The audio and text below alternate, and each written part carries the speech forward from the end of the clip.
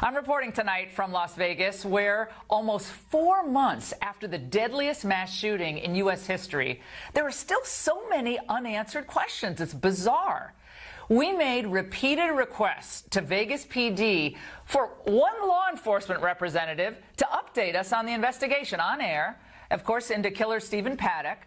And they provided us with only this. It's a terse email from the public information officer, Laura Meltzer, that reads in part, no one from the LV MPD will be participating in any interviews about the 1 October incident for the Ingraham angle. Oh, thanks. Well, while some new information has trickled out over the last few days, I'd say most of it, when I really read through it, culled through it, only raises more questions. A lawyer for the police department says charges may be coming soon against someone else. And it's stemming from what officers discovered in that Mandalay Bay hotel room on October 1st. Remember, inside they found Paddock dead, his 47 guns, thousands of spent cartridges, and other equipment. He had all those bags that he somehow was able to get into the hotel by himself. His girlfriend, Mary Lou Danley, you see her there, who claims no foreknowledge of the shooting spree, has admitted now that her fingerprints are probably on some of the ammo because, get this, she helped load the cartridges. I have other information on her, too. You're not going to want to miss that coming up. Federal court documents that were just made public because the press was pressing for them revealed that the FBI, as early as October 6th, that's just 5 days after the shooting, believed that Danley was the most likely person who aided and abetted Stephen Paddock. So where is she now? Why don't we have more information on this woman? And why were they so eager so early on to say Paddock acted alone? After reporters pressed for the contents of search warrants in the aftermath of these killings, the federal government did release 315 pages of material in the last few days. But the Las Vegas Police Department has basically gone radio silent, citing concerns about the ongoing investigation. Well, now a federal judge is mulling the request from the Associated Press and the Las Vegas Review-Journal to force the release of search warrant affidavits and other evidence, such as inventories of what was obtained from their searches. Very important. There are many questions that remain unanswered. The Paddock home was ransacked before authorities could return. That was on October 10th. Again, why wasn't that locked down? And what happened to Jesus Campos, the Mandalay Bay security guard who exchanged fire with Paddock and was injured? We saw him on Ellen once and then never again. And where is all the surveillance video of Paddock gambling at the casino, checking in with all those bags, and of anyone entering or leaving his hotel room? Why wouldn't they release that? And why, given all that we're now learning, again, were authorities so quick to declare this a lone wolf shooting with no accomplices? Right now, we believe it's a sole actor, a lone wolf type actor. It was a sole shooter. There is no further threat that we're aware of, no immediate threat. I want to emphasize we believe Paddock is solely responsible for this heinous act. Now, authorities should do what's necessary, of course, to protect the integrity of the investigation. That's a no-brainer. But they've gone in the other direction, I think, trying to lock down as much information as possible. They're extremely defensive over there at the Las Vegas Police Department, and we're big supporters of the police, as you all know.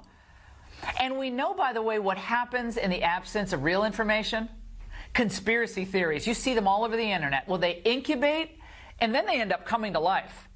Distrust and resentment builds among the public and, of course, the victims' families. We're going to hear from one of the shooting survivors coming up. But that absence of information, the vacuum, it's totally unconscionable. The biggest, the worst mass shooting in U.S. history.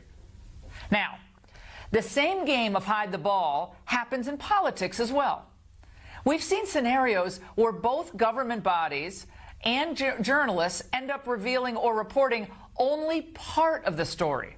Of course, the part that they need to advance their own agendas or cover, or cover their own posteriors. The public's interest isn't served in either case, either when the government does it or when journalists do it. And we're going to seek answers to many of those questions surrounding American history. Why do we still have so many unanswered questions?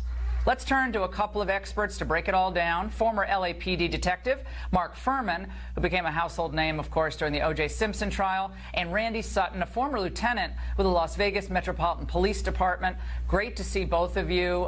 Mark, let's start with you. It is 4 months almost since the shooting, and we're now only hearing that they might be charging another individual after we've heard almost nothing from the Las Vegas Police Department, and after the press had to press for a lot of these documents to be released. What's going on here?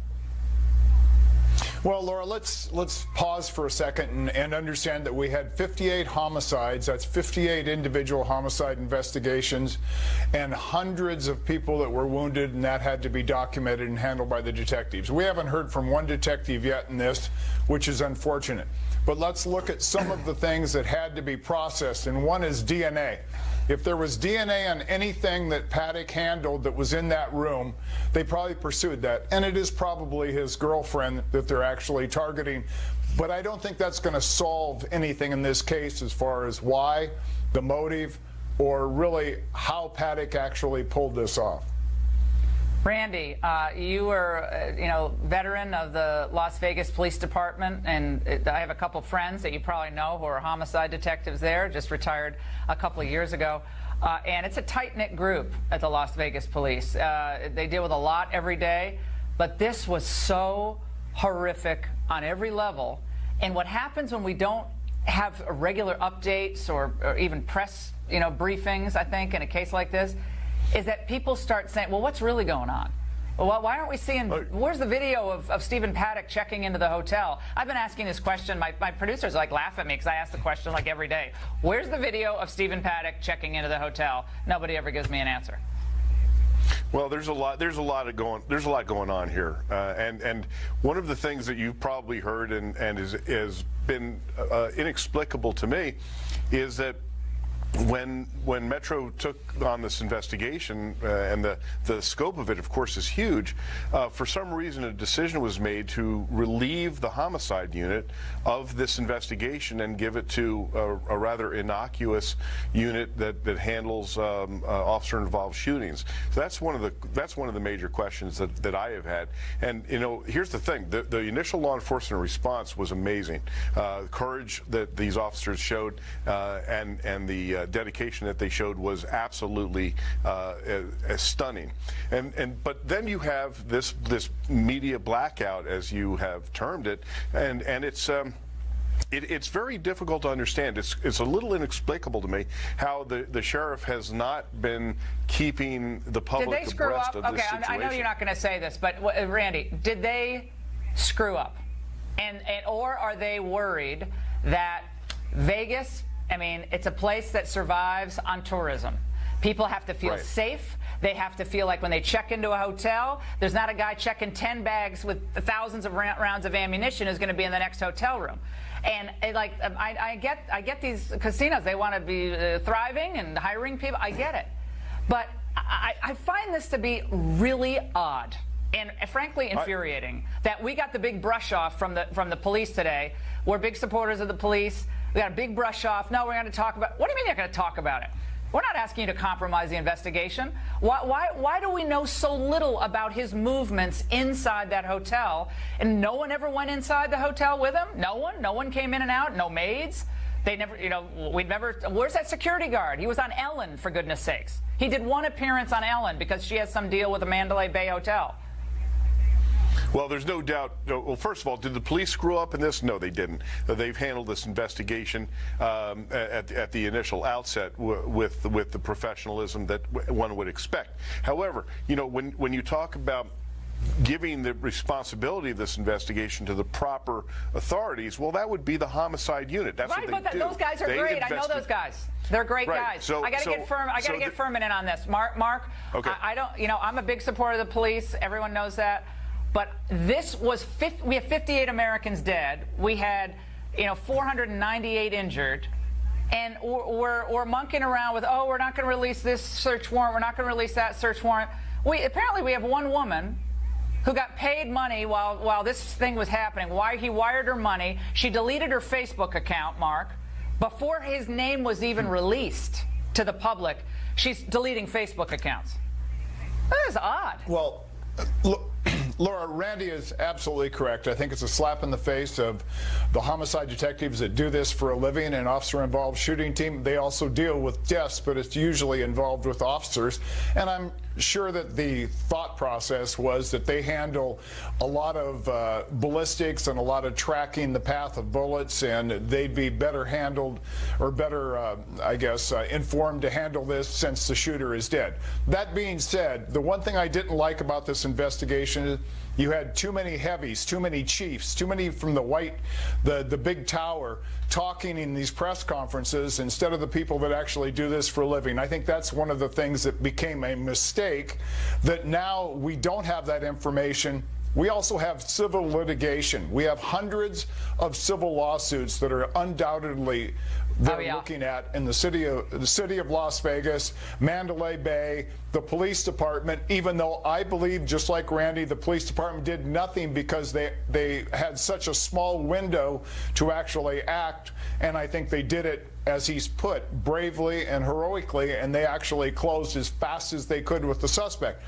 But Mandalay Bay and Las Vegas and an elected official that's handling the investigation, a sheriff, I think there's a lot of unsaid politics going on here. Bingo. Follow the believe, money. I believe they're just slowing it down. Follow the money. There's no doubt in my mind. There's no doubt in my mind that the Mandalay Bay is one controlling the information flow. Well, especially when it comes to their employee, Campos. I mean, he disappeared after appearing on Ellen. That was very contrived. He's on Ellen. Yeah. We're gonna continue with this. We're not done with this story, by the way. Later on, we're going to speak to a survivor of the Vegas shooting, guys, who has his own questions for the police department. Welcome back. Here with us now is a man who survived the shooting from the front row of the VIP section of that fateful Las Vegas concert back in October. Brian Claypool joins us now. He's also an attorney assisting dozens of survivors and victims' families in their search for answers. Brian, to be back here in Las Vegas, the second time I've been here since the shooting, I thought by this time I'd have more answers to report on. But every time we get a new piece of information, it seems to raise another question. What is the burning question in your mind now that we hear that there may be more charges in this case? Well, Laura, thanks for having me, by the way. And to let you know, this is my first day back in Las Vegas since being a survivor of the shooting.